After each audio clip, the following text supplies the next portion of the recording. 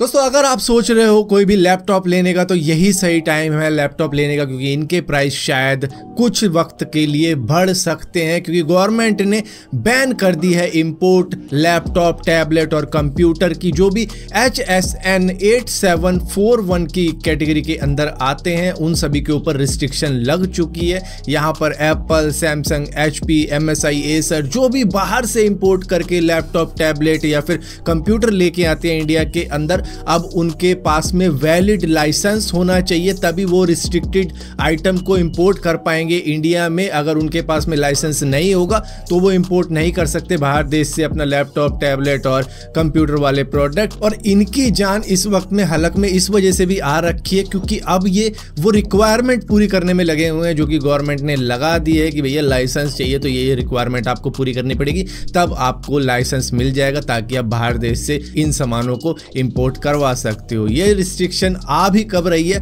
जब festival season शुरू होने वाला है। सभी लोग भारी डिस्काउंट के इंतजार में थे कि भैया अब हमें लैपटॉप सस्ता मिल जाएगा या टैबलेट सस्ता मिल जाएगा, जो भी सोच रहे थे कि इस फेस्टिवल सीजन के अंदर उनको ये सारी चीजें सस्ते में मिल सकती हैं। तो मेरे हिसाब से शायद इसके रेट बढ़ सकते हैं। हालांकि गवर्नमेंट ने कहा है कि हमने एक ट्रांजेक्शन पीरियड दिया है, ऐसा नहीं है कि इमीडिएट इफेक्ट के साथ में होएगी सारी कार्रवाई, नहीं, थोड़ा सा टाइम इनको मिल गया है कि भैया तुरंत ही अपना लाइसेंस वगैरह ले ले ताकि कोई दिक्कत ना आए। लेकिन मे भी अगर देर हुई तो प्राइस बढ़ेंगे लैपटॉप वगैरह के। अब आप में से शायद बहुत से लोगों ने अंदाजा लगा लिया होगा कि गवर्नमेंट किस लिए कर रही है। जी हाँ, वो मेड इन इंडिया लैपटॉप बनाने के लिए कर रही है कि भैया इंडिया के अंदर ही लैपटॉप की मैन्युफैक्चरिंग होनी चाहिए या फिर टैबलेट की, कंप्यूटर की, बाहर के देशों में नहीं होनी चाहिए। और क्योंकि वहां से उनको ही फायदा होता है, वो बना रहे हैं, वो यहाँ ला रहे हैं, बेच रहे हैं, तो इसको मार्केट बना दिया तो यहीं पे बनाओ, यहीं पे बेचो, इस तरीके की चीजें वो चाहते हैं, जिससे कि लैपटॉप की कीमत, टैबलेट की, मतलब इन सभी की चीजें, इन सभी की कीमत शायद घट जाए इंडिया के अंदर। लेकिन फिलहाल के लिए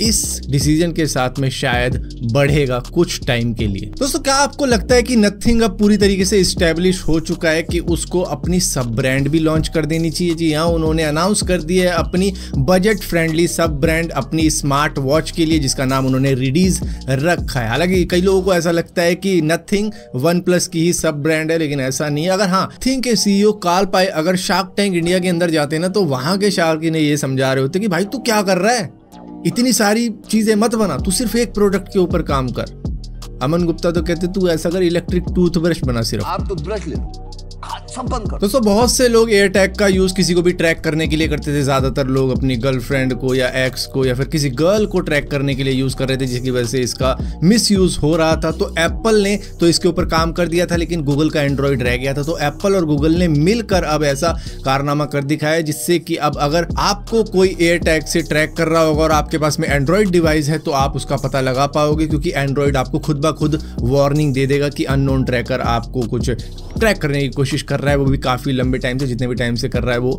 पता लग जाएगा आपको। और इसकी सेटिंग भी आपके एंड्रॉइड के अंदर अपडेट हो जाएगी। ये सेफ्टी एंड इमरजेंसी सेटिंग के अंदर होगा, जिससे कि आपको खुद ब खुद अलर्ट आ ही जाएगा ऑटोमेटिकली कि भाई मेरे कोई पीछा कर रहा है। दोस्तों आपको मालूम होगा कि चाइना के अंदर PUBG के ऊपर या फिर दूसरी गेम्स के ऊपर रिस्ट्रिक्शन लगी हुई है कि एक हफ्ते में आप इतने घंटे गेम खेल सकते हो, डिपेंड करता है कि आपकी एज क्या है। लेकिन अब उन्होंने स्मार्टफोन के यूसेज पर भी लिमिट लगा दी है कि डेली सिर्फ 2 घंटा ही यूज कर सकते हैं वो बच्चे जो कि सिर्फ 16 से 18 साल के हैं, और बाकी जो 8 से 16 साल के हैं उनके लिए 1 घंटे की लिमिट है, एक दिन के अंदर 1 घंटा ही यूज कर सकते हैं। और जिनकी एज 8 से कम है वो सिर्फ 8 मिनट ही यूज कर सकते हैं। अब आपको वो ट्रैक कैसे करेगा? दरअसल सभी मोबाइल मैन्युफैक्चरर को वहां पर कह दिया है कि माइनर मोड प्रोग्राम डिजाइन करो और वो अपने मोबाइल के अंदर डालो और खुद ब खुद डिटेक्ट करो कि भैया कौन कितने घंटे खेल रहा है, उसके बाद में रिस्ट्रिक्ट कर दो उस मोबाइल को। दोस्तों आपको मालूम होगा कि सीमा हैदर इस वक्त में काफी ज्यादा वायरल हो रखी है। हर कोई वहां पर जा रहा है अपनी फोटो खिंचाने के लिए, वीडियो बनाने के लिए, जिसके लिए वो पैसे भी चार्ज कर रहे हैं। किसी से 2000, 4000, 500, 1000, मतलब जितने भी मिल जाते हैं वो उस तरीके से ही काम हो रहा है वहां पे।